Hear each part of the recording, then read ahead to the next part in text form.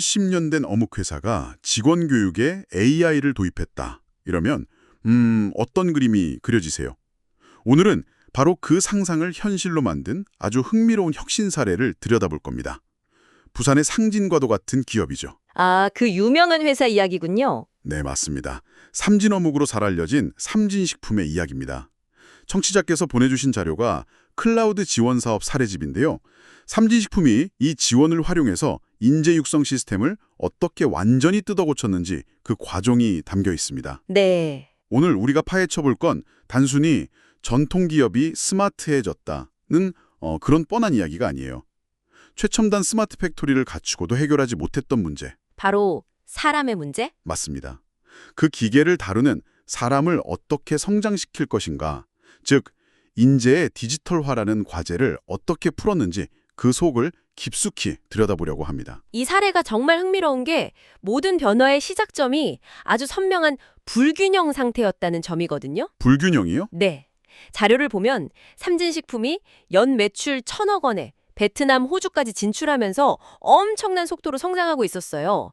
공장에는 최첨단 자동화 설비가 돌아가고 있었고요. 와, 겉으로 보기엔 완벽한데요? 그렇죠. 그런데 그 이면을 딱 들여다보면 사무실에서는 여전히 많은 업무가 수기로 손으로 직접. 네, 손으로 문서를 작성하고 데이터를 입력하는 그런 아날로그 방식으로 이루어지고 있었습니다. 뭐랄까, 몸은 미래를 향해 달리는데 두뇌는 과거에 머물러 있는 듯한 모습이었죠. 그 불균형이라는 게 구체적으로 어떤 문제를 일으켰는지 좀 더 파고 들어보죠. 자료를 보면 스마트 팩토리, 물류 자동화는 이미 성공적으로 도입했다고 나오거든요. 네, 맞아요. 그런데 사무 관리 직군의 업무 환경은 그대로였다는 거잖아요. 마치 한쪽 발은 고속열차에 올려놓고 다른 쪽 발은 아직 플랫폼에 두고 있는 그런 기분이었을 것 같아요. 비유가 정말 정확하시네요. 당연히 비율이 발생할 수밖에 없었죠. 업무가 막 중복되거나 그렇겠네요. 정확합니다. 자동화된 공장에서 나온 데이터를 사람이 일일이 수작업으로 다시 정리해야 하는 식의 인력 낭비가 심각했습니다. 물리적인 공정은 스마트해졌지만 그 시스템을 운영하는 조직의 운영체제는 업그레이드가 안 된 상태였던 거죠. 그런데 이보다 더 근본적인 위기는 인사, 즉 HR 시스템에서 터져나오고 있었습니다. 인력 문제라면 사람이 부족했다. 이런 뜻인가요? 부족한 것을 넘어서 거의 위기 수준이었습니다. 자료에도 명시되어 있지만 식품 제조업은 흔히 3대 업종이라는 선입견 때문에 청년층이 좀 지원을 꺼리잖아요. 그러죠. 그런 경향이 있죠. 여기에 부산 지역의 20에서 30대 인구가 계속해서 줄어드는 문제까지 겹치니까 사람을 뽑는 것 자체가 전쟁이었던 겁니다. 기업 내부의 문제뿐만 아니라 지역적인 요인까지 겹친 복합적인 문제였군요. 네. 그런데 진짜 문제는 그 다음입니다. 다음이요? 그렇게 어렵게 인재를 뽑아도 이들을 체계적으로 붙잡아두고 성장시킬 시스템이 아예 없었다는 겁니다. 시스템이 없었다고요? 네. 교육이라고 해봐야 분기별로 겨우 한 번 진행하는 오프라인 오리엔테이션 혹은 가끔 있는 직급별 교육. 이게 전부였어요. 와, 심지어 누가 어떤 교육을 받았는지 어떤 역량을 갖추고 있는지에 대한 모든 기록이 부서별 캐비넷의 종이 서류로 잠자고 있었죠. 마치 학교 다닐 때 생활기록부를 일일이 손으로 쓰던 시절을 보는 것 같네요. 누가 뭘 잘하고 어떤 잠재력이 있는지 한눈에 파악하는 건 거의 불가능했겠어요. 그렇죠. 데이터 기반의 인재 관리는커녕 기본적인 현황 파악조차 어려운 구조였습니다. 이런 환경에서는 어렵게 채용한 젊은 인재들이 비전을 찾지 못하고 떠나기 쉽습니다. 이건 기업의 미래를 위협하는 아주 위험한 신호였죠. 바로 그 지점에서 삼진식품이 칼을 빼들었군요. 최신 디지털 장비를 들여오는 것만으로는 부족하다. 결국 그 장비를 다루는 건 사람이고 사람의 역량을 키워야 진짜 혁신이 완성된다. 이런 결론에 도달한 것 같습니다. 네, 맞습니다. 그래서 클라우드 기반의 AI 학습 플랫폼인 DD쌤을 도입하기로 결정합니다. 이게 외부 전문업체의 솔루션인데 이걸 삼진식품의 필요에 맞게 맞춤형으로 도입한 거죠? 네, 단순히 온라인 강의 몇 개 개설하는 그런 수준이 아니었습니다. 자료를 보면 이 플랫폼 도입을 통해 3가지 아주 명확한 목표를 설정했다는 걸 알 수 있어요. 목표요? 어떤 것들이었죠? 첫째, 단순 반복적인 사무 업무를 자동화할 내부 전문가를 우리 손으로 직접 키워낸다. 아, 외부 인력이 아니라 내부에서. 그렇죠. 둘째, 전국 각지에 흩어져 있는 가맹점들의 서비스 품질을 본사 수준으로 표준화한다. 그리고 마지막으로 AI 기술을 활용해서 직원들이 스스로 알아서 공부하는 디지털 학습 문화를 조직에 뿌리너리게 한다. 목표가 굉장히 구체적이네요. 특히 첫 번째, 내부 전문가 양성이라는 말이 인상 깊은데요. 이걸 실현하기 위해 삼진 마스터 과정이라는 걸 설계했다고 나오는데 이름부터가 심상치 않습니다. 도대체 어떤 과정이었나요? 이 과정의 핵심은 우리 회사의 모든 노하우를 디지털 자산으로 만들겠다는 겁니다. 모든 노하우요? 네. 어묵 제조 기술이나 물류 시스템 운영 노하우 같은 현장의 지식부터 전국 매장에서 지켜야 할 고객 응대 매뉴얼, 심지어는 우리는 왜 어묵을 만드는가 하는 삼진식품의 브랜드 철학까지 회사의 모든 것을 담은 통합 교육 프로그램입니다. 말 그대로 이 과정을 이수하면 삼진어묵 마스터가 되는 거군요. 바로 그거죠. 그런데 제가 자료에서 정말 흥미롭게 본 부분은 이 과정에 사무직 직원 약 80명을 대상으로 한 AI나 챗봇, RPA 교육이 포함되어 있다는 점이었습니다. 아, 네, 그 부분. RPA라면 로봇 프로세스 자동화, 그러니까 컴퓨터에서 하는 반복 업무를 소프트웨어 로봇이 대신하게 만드는 기술이잖아요. 맞습니다. 이걸 사무직 직원들에게 직접 가르쳤다는 건데 솔직히 내일이 아닌데 이걸 왜 배워야 하나 하는 내부적인 저항은 없었을까요? 자료에 그런 내용이 있나요? 아주 날카로운 지적이십니다. 자료에 직접적으로 저항이 있었다고 명시되어 있진 않지만 그 이면을 추론해 볼 수는 있죠. 처음에는 분명히 이게 내 업무에 정말 도움이 될까? 하는 뭐랄까 의구심이 있었을 겁니다. 그렇죠. 하지만 삼진식품은 이걸 새로운 업무가 아니라 기존 업무를 더 스마트하게 할 수 있는 도구로 접근했습니다. 도구요? 네. 예를 들어 매일 아침 수십 개의 엑셀 파일을 열어서 복사하고 붙여넣던 재무팀 직원에게 RPA를 가르쳐주면서 이렇게 설득하는 거죠. 이걸 배우면 아침에 1시간을 아낄 수 있고 그 시간에 더 중요한 분석 업무에 집중할 수 있다. 아, 이걸 배워라가 아니라 이걸로 당신의 일을 편하게 만드세요라는 메시지를 던진 거군요. 외부 전문가에게 맡겨서 자동화 시스템을 만들어주는 게 아니라 직원들이 스스로 문제를 해결할 수 있는 낚시하는 법을 가르쳐준 셈이네요. 바로 그겁니다. 그게 일회성 시스템 도입과 지속 가능한 역량 강화의 결정적인 차이죠. 직원들이 스스로 자신의 업무를 자동화할 수 있는 힘을 갖게 되면 거기서부터 자발적인 혁신이 일어나기 시작합니다. 이건 정말 큰 차이를 만들어요. 이론적으로는 정말 그럴듯한데 그래서 실제로 효과가 있었나요? 이런 대규모 변화를 시도했는데 혹시 구호에만 그친 건 아닌지 궁금하거든요. 자료에 구체적인 성과나 수치가 나와 있습니까? 네, 바로 그 점이 이 사례의 백미입니다. 모든 게 숫자로 증명되거든요. 숫자로요? 우선 가장 눈에 띄는 건 비용 절감입니다.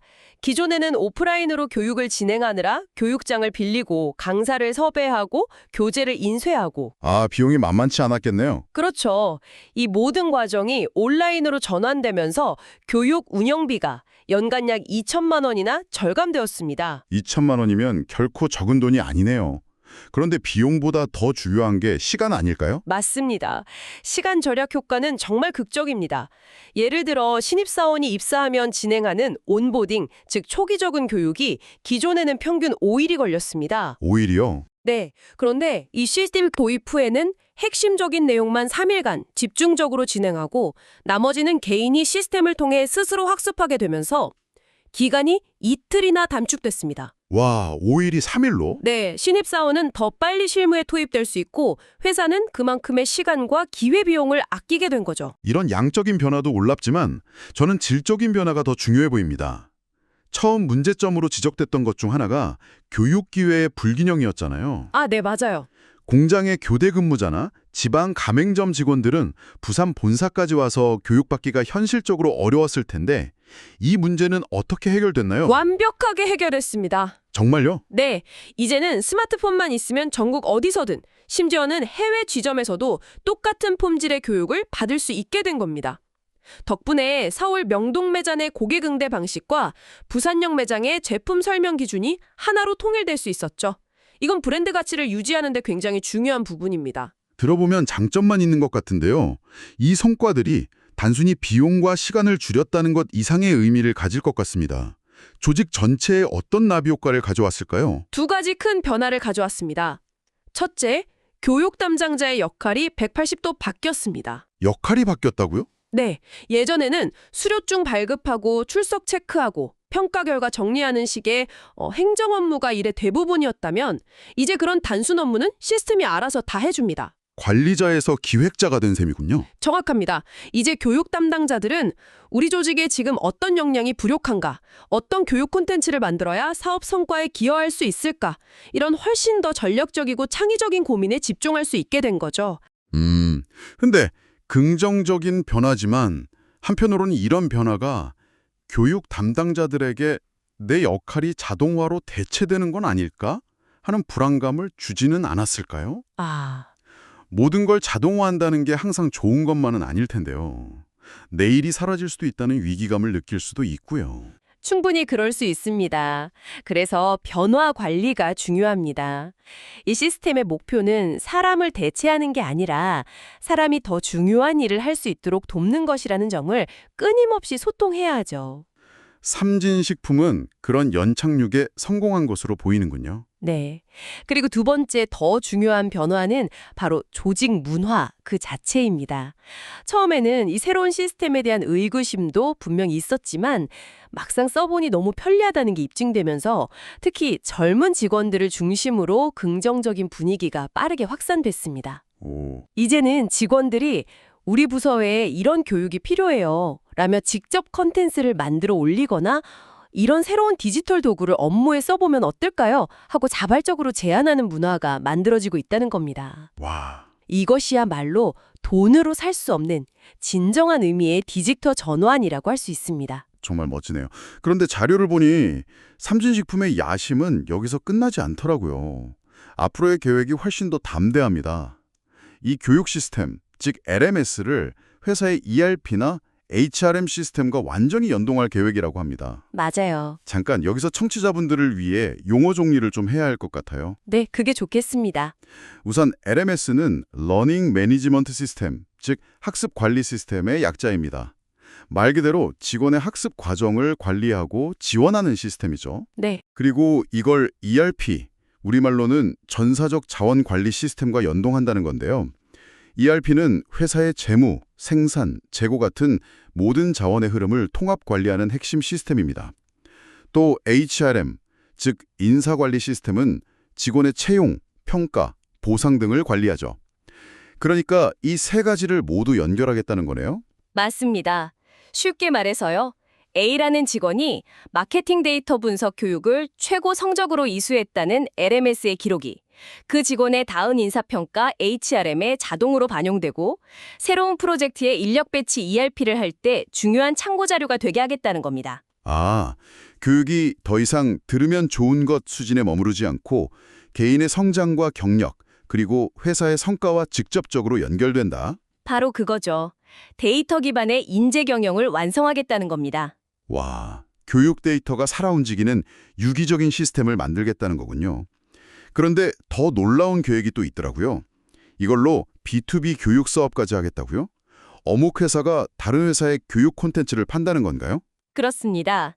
잠시만요. 어묵 회사가 교육 콘텐츠를 판다는 건 사실상 자신들의 핵심 역량을 단순히 어묵 제조업이 아니라 제조 노하우와 인재 육성 시스템을 갖춘 지식업으로 재정의하는 거잖아요. 이건 정말 엄청난 발상의 전환인데요. 바로 그 지점이 이 사례가 다른 기업들과 차별화되는 지점입니다.